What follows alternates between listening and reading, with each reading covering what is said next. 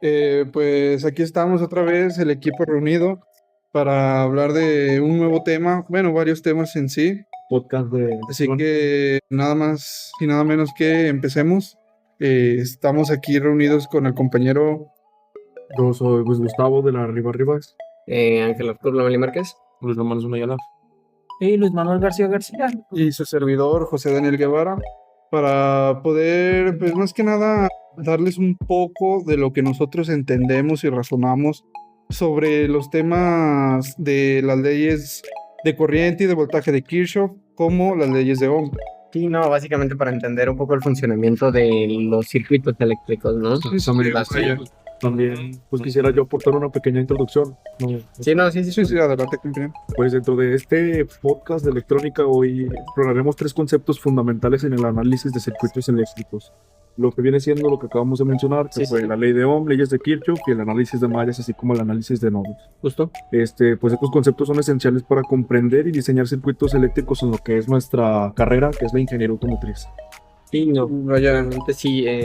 que pues, y sí, como lo comenta, metió un tema muy importante que nuestra carrera, pues se va muy de la mano, si no es que ya en este tiempo de Ya casi que se enfoca en eso.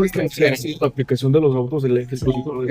pues, la tecnología, o sea, la tecnología va a base de la electrónica, y los carros ahora ya son más electrónicos que mecánicos. Exactamente.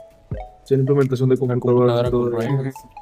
Y pues para entender un poco de todo lo que abarca nuestra carrera, estamos específicamente con esos temas que son las leyes. Sí, justamente viendo los sistemas eléctricos, ¿no? Lo que es eléctrico, ¿no? Los circuitos y pues básicamente eso, ¿no? Realmente. Pero para empezar así bien el tema, vamos a seguir con mi compañero, más bien les va a demostrar o a explicar quiénes fueron los autores de estas leyes.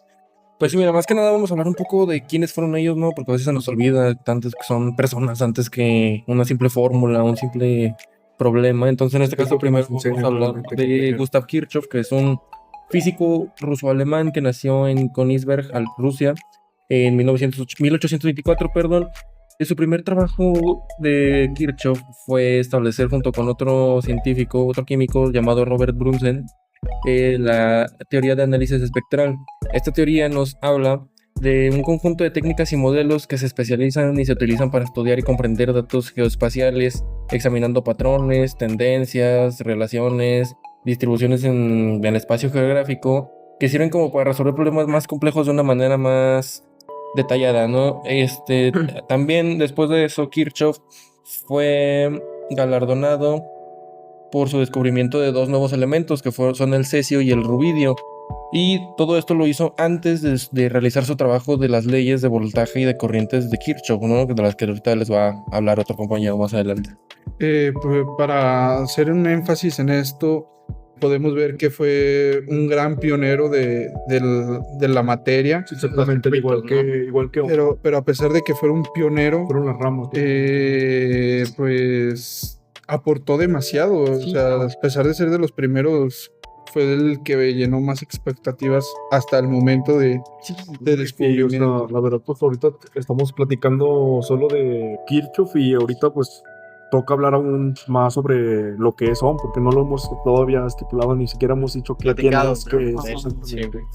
Pues en pocas palabras, la ley de Ohm fue formulada en 1827 por el físico y matemático alemán Georg Simon Ohm, que nació en 1789.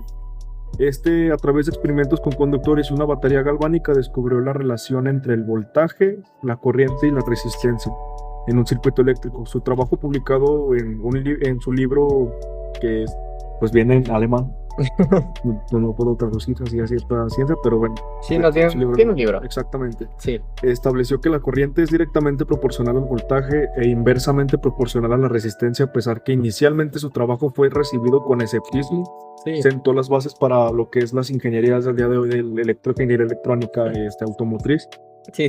Y fue fundamental para entender y diseñar los circuitos. Sí, como bien dices, justo creo que cada científico tiene su tropiezo al inicio, ¿no? Exactamente. No desde un inicio empiezan siendo científicos. No estoy siendo científico, pero aceptadas sus teorías.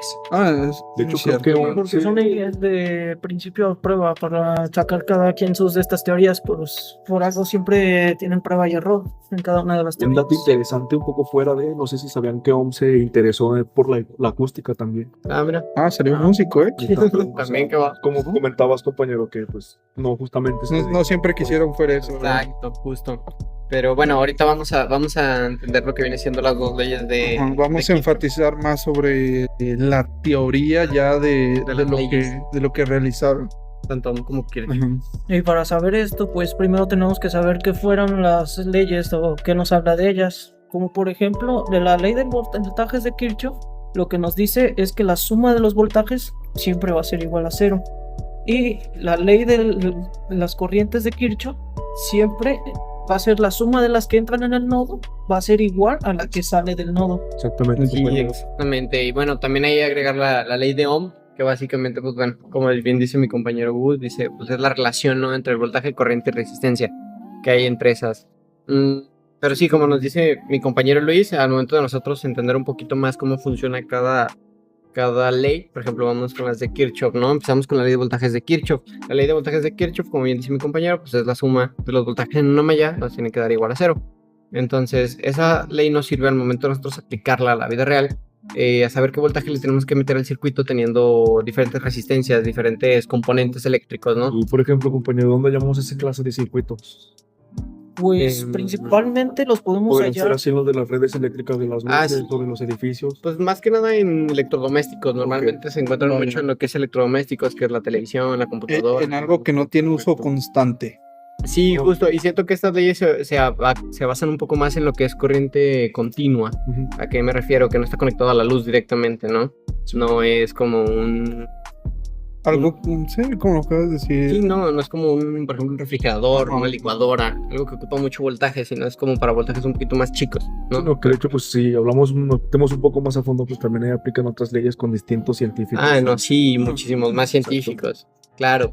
Y otra cosa donde también lo podemos ver es en los coches, ¿no? Que justamente es nuestro enfoque automotriz. Ajá. Sí, Aquí enfatizando, pues podemos recordar una práctica que realizamos con un profesor, Valentín, Valentín. que nos enseñó cuál es el circuito o cuál era lo más óptimo para obtener unas luces de stop, Sí, ya que nos enseñó que hay que tener eficiencia tanto en consumo de energía o consumo de voltaje. sí, justamente que Eso- prendieran todos, ¿no? Ajá. El voltaje necesario. Ajá, y que durara el voltaje, Exacto. porque también hay que tomar en cuenta muchos factores, pero lo importante en este podcast es el voltaje y la corriente. Y bueno, amiguito, qué interesante que menciones eso, porque ahora hay que hablar un poco de por qué se llaman volts, por qué se llaman amperes, porque se llaman ohms, bueno, los ohms ya sabemos que por el otro científico, pero en este caso los volts llevan ese nombre gracias al químico italiano Alessandro Volta, que fue quien desarrolló la primera pila eléctrica en 1799. Entonces, gracias al descubrimiento que él hizo, fue que le pusieron el nombre en su honor, y en este caso los amperes llevan ese nombre en honor del físico francés André-Marie Ampère. Lo que hizo fue que formuló la ley del ampere, una ley que describe la fuerza magnética entre dos corrientes eléctricas. Incluso un dato interesante, este físico francés lo llegaron a apodar entre la comunidad científica como el Newton de la electricidad. Nice. Un dato interesante sobre la ley de Ohm y la ley de voltajes y corrientes de Kirchhoff es que fueron creadas en una Sí, fechas creo que muy continuo, ¿no? Muy periodo, ¿no? Sí. Muy cercano. cercano. Un lapso de tiempo. La ley de Ohm fue creada en 1827 y la ley de las corrientes y de voltajes fue creada en 1845, que son las dos fechas en las que se ponen en énfasis estas dos. Sí, en las que se sacan a la luz, ¿no? Sí, se publican. Exactamente. Se publican, A todo el exacto. mundo. Sí, realmente como, bueno, lo que vemos, ¿no? Parece que una estuvo hecha para ayudar a la otra, ¿no? Una fue hecha para la otra, básicamente.